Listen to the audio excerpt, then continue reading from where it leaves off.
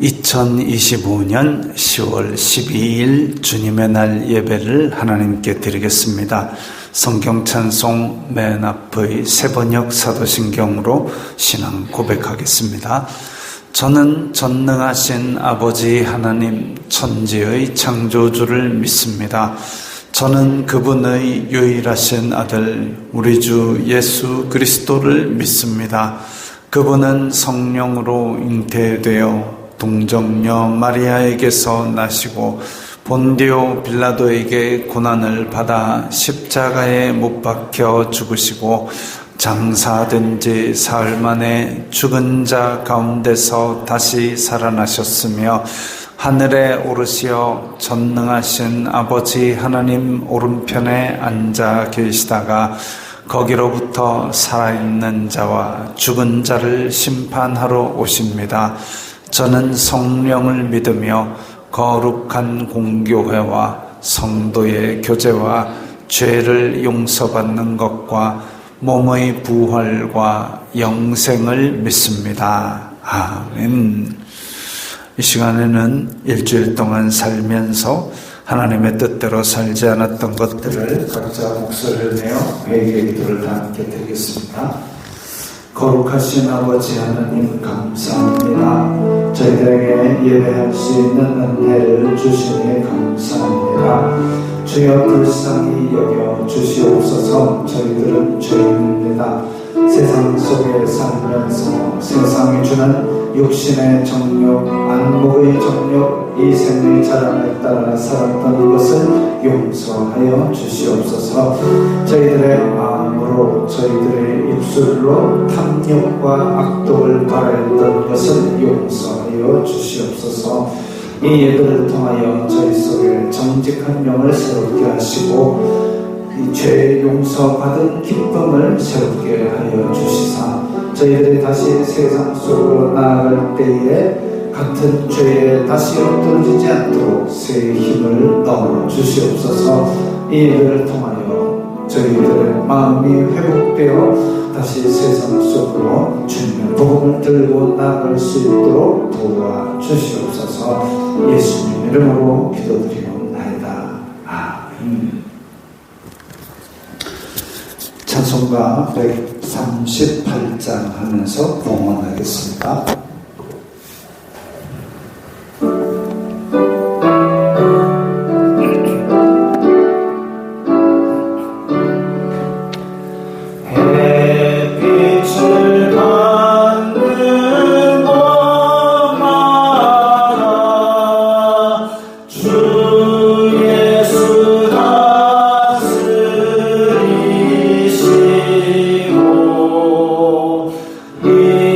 세상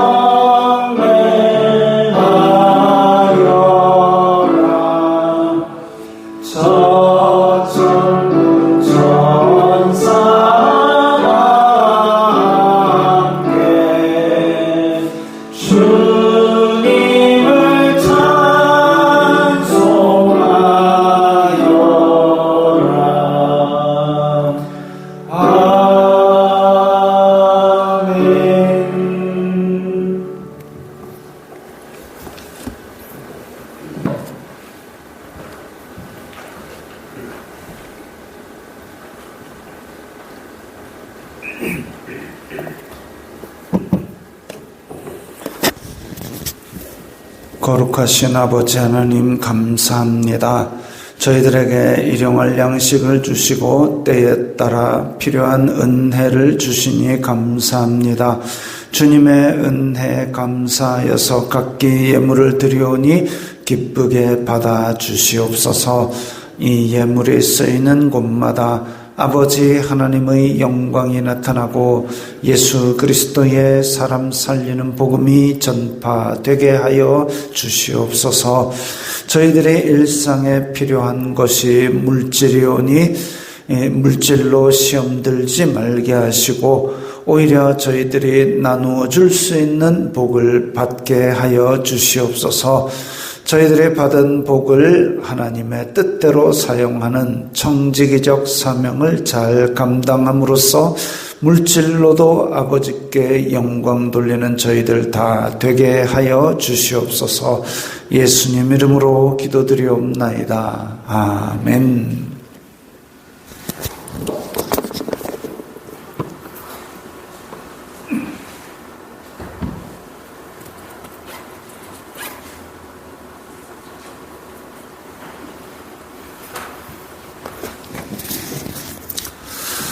하이델베르크 요리문답 제30주일 함께 읽겠습니다. 주님의 만찬과 로마 교회의 미사는 어떻게 다릅니까? 주님의 만찬은 첫째, 예수 그리스도께서 친히 십자가 위에서 단번에 이루신 유일한 제사에 의해 우리의 모든 죄가 완전히 사해졌음을 확증합니다. 둘째, 성령에 의해 우리는 그리스도에게 연합되었으며 그의 참된 몸은 지금 하늘에 있고 하나님 우편에서 우리의 경배를 받으심을 확정합니다. 그러나 미사는 첫째, 그리스도가 산 자들이나 죽은 자들을 위해서 사제들에 의해 지금도 매일 드려지지 않으면 그리스도의 고난에 의해서는 그들이 죄 사함을 받지 못한다고 가르칩니다. 둘째, 그리스도는 떡과 포도주의 형체 속에서 몸으로 존재하기 때문에 그 속에서 경배를 받아야 한다고 가르칩니다. 그러므로 미사라는 것은 근본적으로 예수 그리스도의 단번의 제사와 고난을 부인하는 것이며 저주받을 우상 숭배입니다. 누가 주님의 상에 참여할 수 있습니까?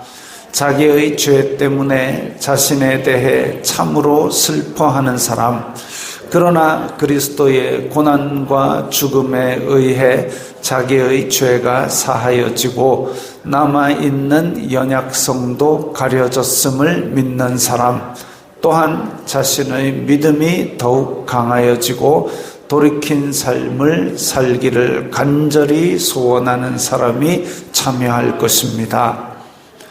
그러나 외식하거나 회개하지 않는 사람이 참여하는 것은 자기가 받을 심판을 먹고 마시는 것입니다.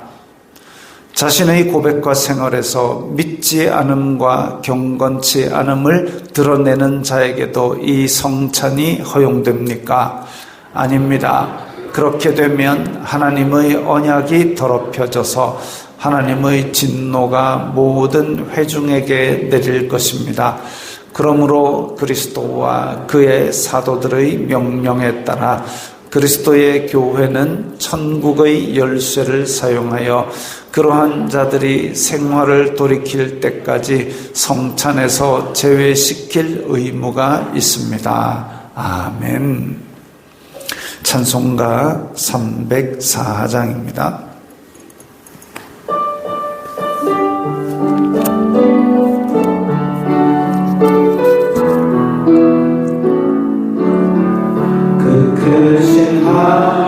하나님의 사랑 말로 다 형용 못하네.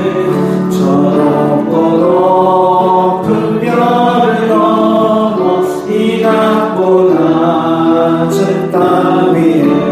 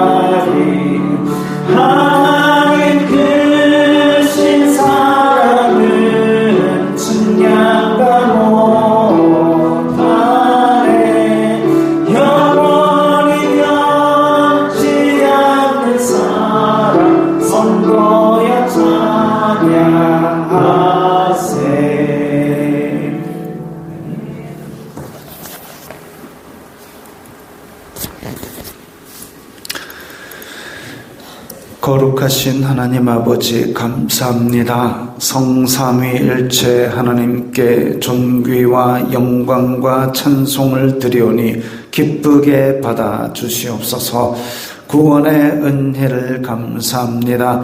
인도하여 주시고 선한 길로 이끌어 주시니 감사합니다. 예배의 자리에 임하여 주셔서 만나 주시고 은혜 충만케 하여 주시옵소서. 아버지, 대한민국을 불쌍히 여겨 주시옵소서. 강대국들의 힘싸움 사이에서 어찌할 바를 모르고 북한은 갈수록 적대적 분위기를 고조하고 있는데 환율과 물가가 올라 살림은 갈수록 어려워지고 있습니다. 지금은 어느 누구의 이익도 아닌 나라의 생존을 위해 모두 힘을 모아야 할 때임을 생각하게 하여 주시옵소서. 한국 교회가 백성들을 위로하고 어려운 일을 도우며 다시 대한민국의 소망이 되게 하여 주시옵소서. 아버지, 내리교회를 도와 주시옵소서. 말세에 믿는 자를 보겠느냐 하실 정도로 혼란스러운 가운데 있지만 믿음의 근거를 말씀에 두고 바르고 든든히 서게 하여 주시옵소서. 믿음 때문에 어려움과 비방과 조롱이 와도 끝까지 오래 참게 하여 주시옵소서. 말씀과 기도로 세상이 감당 못할 그리스도인이 되게 하여 주시옵소서. 예수님을 닮아가는 성도들이 되게 하여 주시옵소서. 아버지의 내리교회 성도들을 도와 주시옵소서. 직장과 생업을 지켜주시고 이 어려운 시기에 채워주시고 도와주시는 은혜를 체험하게 하여 주시옵소서. 몸과 마음이 힘든 성도들이 있습니다. 살림이 어려운 성도들이 있습니다. 서로 사랑과 선행을 격려하며 서로의 힘이 되게 하여 주시고 지혜롭게 잘 이겨낼 수 있는 힘을 더하여 주시옵소서. 이름도 없이 빛도 없이 새벽부터 봉사하는 손길들을 기억하시고 내리교회와 연계된 교회들과 선교사들에게도 풍성한 은혜를 내려 주시옵소서. 특별히 주일학교 교사들과 학생들에게 더욱 큰 은혜를 베풀어 주시옵소서. 모든 영광 주님 홀로 받아 주시옵소서. 예수님 이름으로 기도드리옵나이다. 아멘.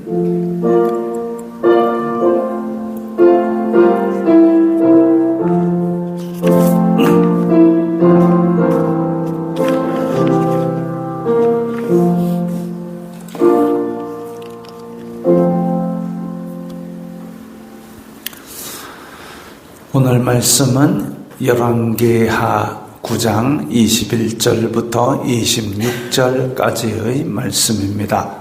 구약성경 577면 열왕기하 9장 21절부터 26절까지의 말씀입니다. 함께 읽겠습니다. 요람이 이르되 메우라 하매 그의 병거를 메운지라.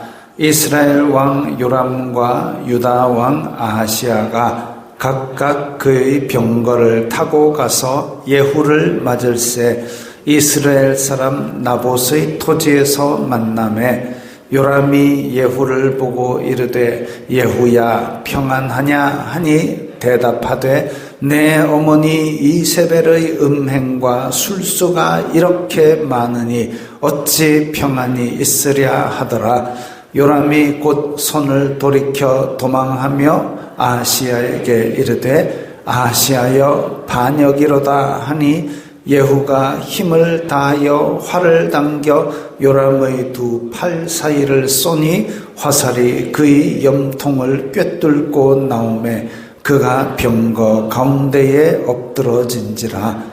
예후가 그의 장관 빗갈에게 이르되 그 시체를 가져다가 이스라엘 사람 나봇의 밭에 던지라. 내가 기억하려니와 이전에 너와 내가 함께 타고 그의 아버지 아합을 쫓았을 때에 여호와께서 이같이 그의 일을 예언하셨느니라. 여호와께서 말씀하시기를 내가 어제 나봇의 피와 그의 아들들의 피를 분명히 보았노라. 여호와께서 말씀하시기를 이 토지에서 내게 갚으리라 하셨으니 그런즉 여호와의 말씀대로 그의 시체를 가져다가 이 밭에 던질지니라 하는지라. 아멘. 오늘 말씀이 좀 끔찍합니다. 그죠? 제목도 벌써 끔찍하고, 열왕기상 19장에 보면 갈멜산에서 그 큰 싸움 후에 아합의 왕비 이세벨이 엘리야를 죽이려 해서 엘리야가 불이 나게 도망가가지고 낙담하였을 때에 하나님께서 세 가지를 말씀하셨습니다. 아람에게 가서 하사엘에게 기름 부어라. 또 예후에게 기름 부어서 북이스라엘의 왕으로 삼고 엘리사에게 기름을 부어라. 그리고 엘리야는 승천하고 엘리사가 선지자 일을 맡아 하게 됩니다. 근데 이때가 지금 오래되었는데도 불구하고 오늘 본문에 가면 여전히 아람 왕은 벤하닷, 그리고 이스라엘 왕도 요람, 예후가 아직 왕이 안 됐습니다. 하나님의 때가 아직 이르지 않은 거지요. 하나님의 때가 아직 이르지 않은 겁니다. 이제 다시 오늘 본문 열왕기하 9장으로 돌아옵니다. 열왕기하 9장에 보면 북이스라엘 왕 요람, 그리고 요람이 지금 아람과 싸워가지고 거기서 부상을 얻어가지고 치료 중이고, 지난주에 나왔죠. 치료 중이고, 남유다의 아하시아가 병문안하러 지금 북이스라엘의 요람 왕에게 찾아왔을 때입니다. 엘리사의 명을 받은 선지자 하나가 이때에 지금 저 두 번째 그림인 예후에게 찾아가서 기름을 붓습니다. 그래서 예후를 북이스라엘 왕으로 임명합니다. 지금 우리가 중간중간에 건너뛰어가면서 주일마다 설교를 하고 있는데 그 중간 본문들을 읽어보면 그때 예후에게 엘리야가 기름을 부으라 하지 않았나? 근데 어쨌든 지금 예후에게 기름을 부어서 예후를 북이스라엘 왕으로 임명을 합니다. 근데 아람과 지금 아직 대치 중인데 그 아람과 대치 중인 장군 이 예후에게 기름을 부어가지고 너 이스라엘 왕이다 하고 선지자는 잽싸게 도망을 와버립니다. 왜냐하면 이런 일이 굉장히 목숨을 걸어야 될 만한 중차대한 일이기 때문에. 그래서 예후에게 기름을 부어서 이스라엘 왕으로 임명하면서 분명한 하나님의 메시지를 줍니다. 이스라엘 하나님 여호와의 말씀이다. 내가 너에게 기름을 부어 내 백성을 다스릴 이스라엘의 왕으로 삼는다. 너는 아합 집안 사람들을 죽여라. 내가 이세벨에게 내 예언자들과 종들을 죽인 죄의 대가를 반드시 치르도록 할 것이다. 이 옛날 아합과 이세벨이 여호와의 선지자를 다 잡아 죽이고, 그래가지고 그 또 몇 명씩 또 숨겨가지고 먹을 거 주고 막 하여튼 그렇게 예언자들과 종들을 눈에 띄는 족족 다 잡아 죽였는데 하나님께서 그때에 침묵하시고 계신 것이 아니라 다 세고 계셨던 것이죠. 그래서 그 대가를 반드시 치르도록 할 것이라. 그 방아쇠가 뭐라고요? 나봇입니다. 백성이 포도밭 잘 가꾸어가지고 그러고 있는데 아합이 창밖으로 보고 저거 갖고 싶다고 그냥 끙끙 앓고 있으니까 이세벨이 그 지역의 장로들에게 누명을 씌워가지고 나봇을 죽이고 그 밭을 빼앗아라. 근데 오늘 보니까 오늘 본문에서 나봇의 피와 그의 아들들의 피라고 얘기한 걸로 봐서 나봇 일족을 그냥 멸했던 것으로 보입니다. 아니, 왕이 가만히 있어도 다 지 땅인데 그 백성의 땅을 그걸 뺏어보겠다고 누명을 씌워서 억울하게 죽이는데 나봇만 죽인 게 아니라 그 가족들도 다 죽이고, 이런 못된 짓이 어디 있습니까? 그래서 그때에 엘리야가 쫓아가서 아합 집안의 저주를 선포하고 그것을 이제 이루는 날이, 이 말씀이 실행될 때가 된 것을 지금 예후에게 기름을 부으면서 선지자가 말한 거지요. 아람 왕 하사엘 이야기도 읽어보시면 아람 왕이 원래 벤하닷이었습니다. 벤하닷이 병이 났는데 그 선지자 엘리사에게 보내가지고 이 병이 낫겠는가 물어봐라. 그러니까 엘리사가 찾아온 이 사신의 얼굴을 한참을 빤히 봅니다. 민망하잖아요. 내 주 아람의 왕이 낫겠는지 좀 물어보랍니다 하고 하는데 빤히 얼굴을 봅니다. 그러다가 갑자기 엘리사가 울어요. 빤히 보다가 갑자기 우니까 이게 당황스러운 거죠. 왜 그러세요? 아람 왕 벤하닷 병은 낫는데 죽어. 병이 낫는데 죽는데요. 그러고 나서 네가 왕이 될 건데 네가 우리 이스라엘 백성들한테 행할 끔찍한 일 때문에 내가 운다. 이런 말은 안 했습니다. 그 말을 들은 자가 하사엘입니다. 이 하사엘이 돌아가서 왕이여 병이 낫는답니다 라고 전해주고 수건을 물에 적셔가지고 왕을 죽여버립니다. 그리고 지가 왕이 되죠. 하사엘이 왕이 됐습니다. 예후가 왕이 됐습니다. 그래가지고 지금 예후는 이제 아람과 맞서 싸우는 게 아니라 그 마차를 사마리아, 왕이 지금 부상으로 누워있는 그 사마리아를 향해 달려갑니다. 예후는 마차를 미친 듯이 모는 걸로 유명한 사람이었습니다. 멀리서도 저 차 모는 꼬라지만 보면 예후인 줄 알 정도로 그런 유명한 사람이었습니다. 요람이 병상에 있다가 예후가 온다는 소리를 듣고 맞이하러 요람이 이르되 메우라 하매 이게 병거를 준비시키라는 말이죠. 그래서 예후를 맞이하러 요람과 아하시아가 병거를 타고 같이 나갔습니다. 그 전쟁터에 담당하는 장군 예후가 돌아오니까 야, 이게 지금 전쟁터의 소식을 갖고 오는가 보다라고 맞이하러 나가면서 물어봅니다. 예후야, 평안하냐? 즉 전쟁을 이기고 지금 이제 평정했느냐?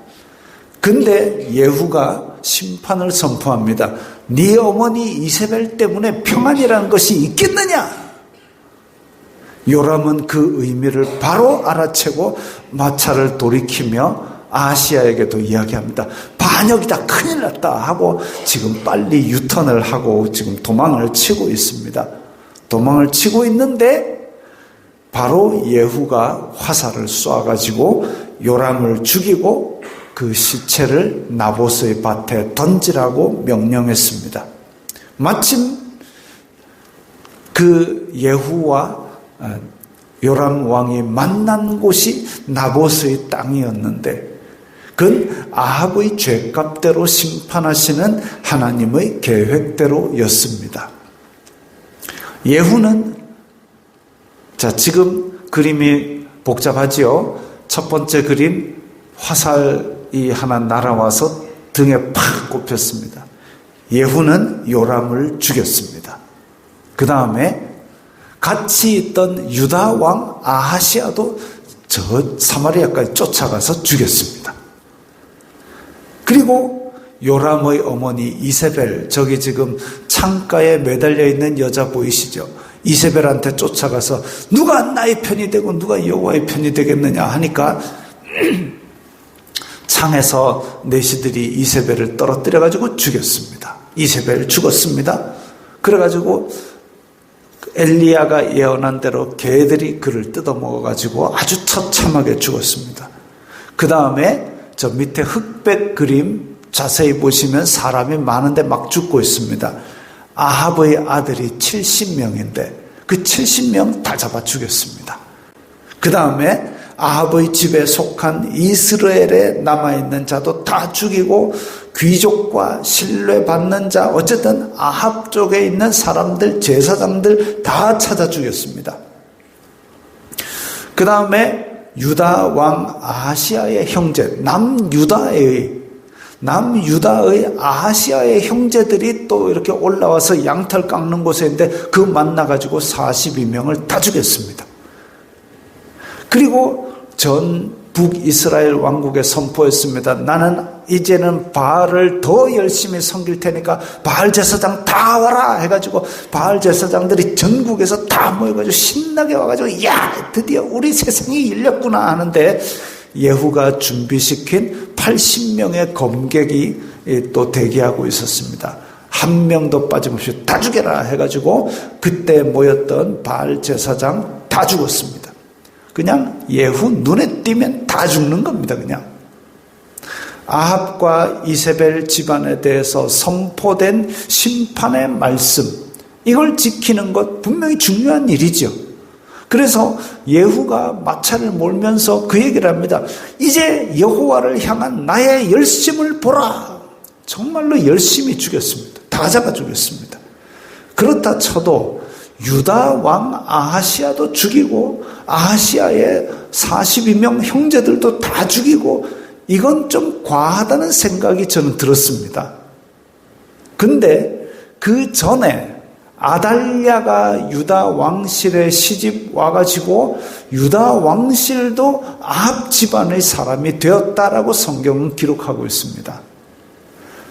그래서 남편 여호람과 아들 아하시아를 유다 왕이 아니라 아합 집안의 사람으로 만들었기 때문에 결국은 이 사람들도 유다 왕이지만 아합 집안에 내린 심판을 받아버린 겁니다. 안타까운 일이죠. 제가 한 번씩 일상생활에서 제가 개인적으로 과하다 할 때가 있는데 과하다. 이 예후 같은 행동을 보면 제가 뭐라 그러냐면 과하다 그럽니다. 심판의 도구인데 심판만 하면 되는데 그 권한을 받았다고 눈에 띄는 족족 다 죽이는 거, 이거는 과한 겁니다. 다윗의 군대 장관 요압도 그랬죠. 왕은 다윗인데 요압 지가 그냥 다 죽이고 다녔습니다. 죽이지 마라 했는데 가서 죽이고, 만나가지고 화친을 딱 맺었는데 돌아가는데 죽여버리고, 하여튼 눈에 띄는 족족 다 죽였습니다. 과했습니다. 브레이크가 필요합니다. 열왕기하 10장에 보면 브레이크가 나옵니다. 여호와께서 예후에게 이르시되 내가 나보기에 정직한 일을 행하되 잘 행하여, 이거는 지금 아합 집안에 내린 선포입니다. 정직한 일을 했다라는 것은 그 원 의미를 보면 고지곳대로 행했다는 겁니다. 하나님께서 아합 집안의 사람을 다 죽이라라고 말씀을 하셨기 때문에 그 말 그대로 아합 집안의 사람 다 죽인 거 잘했다. 내 마음에 있는 대로 아합 집에 다 행하였은즉 내 자손이 이스라엘 왕위를 이어 4대를 지내리라. 즉 예후 밑에 4명의 왕이 이렇게 서게 되는 거죠. 예후 왕조가 되는 겁니다. 그러나 예후가 전심으로 이스라엘 하나님 여호와의 율법을 지켜 행하지 아니하며 여로보암이 이스라엘에게 범하게 한 그 죄에서 떠나지 아니하였더라. 이 뭐냐면 이스라엘 왕위를 이어 4대를 지내리라 라는 말씀이 선포되었을 때는 이제 고만 싸우고 고만 죽이고 이스라엘을 잘 다스리라 라는 것으로 이제는 전환된 겁니다. 이제 너는 왕이야. 아합 집안 심판은 끝났고 이제는 북이스라엘 백성들을 하나님을 잘 섬기도록 다스려라 라고 명을 하셨는데, 그런데 예후가 율법을 지켜 행하지 아니하며 예후가 배신한 겁니다. 여로보암이 이스라엘에 범하게 한 죄, 이게 뭐냐면 여로보암은 자기 왕권을 더 강화시키기 위해서, 자기 정치적 입지를 더 강하게 하기 위해서 우상 숭배를 시키고 예루살렘으로 하나님 섬기러 가는 걸 막아버리고 그 짓을 한 거죠. 그 짓을 지금 예후도 해버렸습니다. 자기 왕권을 위해서 하나님을 이용해만 먹고, 그리고 하나님은 제대로 섬기지 않았고. 자, 다윗 왕을 한번 생각해 보십시오. 다윗 왕도 사람 많이 죽였습니다. 다윗이 전쟁에 갔다 오면 사울은 천천히요, 다윗은 만만이라 할 정도로 많이 죽였지만 하나님의 뜻에 합한 왕이다라는 얘기를 들었습니다. 예후도 하나님께서 심판하는 도구로 사용을 하셔서 많이 죽이긴 했지만 다윗만큼 많이 죽였겠습니까? 아니잖아요. 그런데 이게 율법도 안 지키고 정권을 차지하기 위해서 우상 숭배를 유지하고 백성들을 우상 앞에 무릎 꿇게 만드는 죄를 유지했습니다.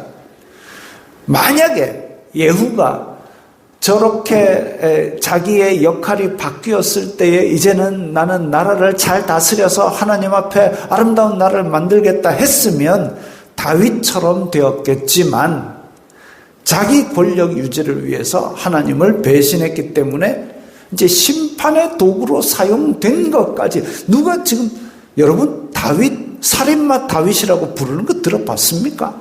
아니잖아요. 다윗은 어쨌든 후대에도 칭찬받는 성군이라는 얘기를 들었습니다. 죄가 없었습니까? 아니요, 죄 있었습니다. 그럼에도 불구하고 다윗은 하나님의 뜻에 합한 사람이라는 얘기를 들었는데, 근데 예후는 다윗보다 적게 죽였지만 이 심판의 도구로 쓰임 받았던 것까지 다 소환돼 가지고 결국은 자기 진심조차 재평가되어서 살인마 예후가 된 겁니다. 그냥 살인을 좋아하는 사람이지 하나님의 뜻을 이룬 사람이 아니다 이거죠. 하나님께서 우리에게 뭔가를 주실 때는 그 목적에 맞게 사용을 하고, 내가 하나님의 도구임을 안다면 과한 짓들은 말아야 되는 겁니다. 왕후 에스더 이야기가 있습니다. 에스더는 민족의 생존을 위해서 자기의 목숨을 걸고 왕 앞에 나아갔습니다. 왕후의 자리, 귀한 자리지요. 자기만 입 다물고 있으면 자기는 평생 괜찮게 살 수도 있습니다. 근데 왕후의 자리가 바로 이 날을 위해서 주어진 것임을 믿었기에 이거 전혀 미련 없이 내려놓고 나아간 겁니다. 오늘 나에게 주어진 재물과 명예와 지위와 권력 혹은 그 외에 어떤 것들이, 이 어떤 것이 하나님께서 도구로 사용하시는지 알 수는 없지만 그걸 붙들고 그걸 유지하고 그걸 내 걸로 만들겠다고 욕심으로 의지하면 요압처럼 예후처럼 될 겁니다. 내가 도구인 줄을 알고 목적대로 사용된다면 다윗처럼 에스더처럼 될 겁니다. 우리에게도 명예로운 이름과 명예로운 상급이 기다리고 있다는 것을 생각하고, 내가 가진 것 내 것이 아니라 하나님께서 목적을 위해서 주신 것이라고, 맡겨주신 것이라고, 위임하신 것이라고 생각하는 그 청지기적 사명을 잘 감당하시기 바랍니다. 우리 주 예수님께서 주신 살과 피를 받은 새 언약의 백성들에게 하나님 아버지의 사랑과 성령 하나님의 교통하심이 영원히 함께 있을지어다. 아멘.